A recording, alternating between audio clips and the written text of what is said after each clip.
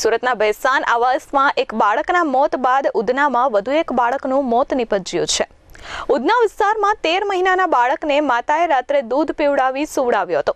બાદમાં સવારે માતાએ બાળકને ઉઠાડતા તે ઉઠ્યો ન હતો, જેથી બાળકને તાત્કાલિક સિવિલ હોસ્પિટલ લઈ જવામાં આવ્યો હતો, જ્યાં બાળકને મૃત જાહેર કરતા પરિવારમાં શોકનો માહોલ છવાઈ ગયો હતો. સુરતના ઉધના વિસ્તારમાં દેવીદાસ વડવી પરિવાર સાથે રહે છે. દેવીદાસની પત્નીએ 13 મહિના પહેલા એકના એક દીકરા ઓમને જન્મ આપ્યો હતો. 3-4 દિવસથી ઓમને તાવ, શરદી સહિતની થોડીક બીમારી હતી. જોકે તેને હોસ્પિટલમાંથી દવા લઈ આવતા સારું થઈ ગયું હતું. ગત રાત્રે માતાએ ઓમને દૂધ પીવડાવ્યું હતું અને ત્યારબાદ તેને સુવડાવી દીધો હતો. સવારે જ્યારે માતા ઉઠી તો દીકરાને ઉઠાડવાનો પ્રયાસ કર્યો હતો. જોકે ઓમ ઉઠ્યો ન હતો, જેથી પતિ સહિતના પરિવારને જાણ કરી હતી. ત્યારબાદ પિતા દીકરાને લઈ સિવિલ હોસ્પિટલ દોડી ગયા હતા, જ્યાં ફરજ પરના તબીબે તપાસીને ઓમને મૃત જાહેર કર્યો હતો. એકના એક દીકરાના અચાનક મોતને પગલે પરિવારમાં શોકનો માહોલ ઊભો થઈ ગયો છે.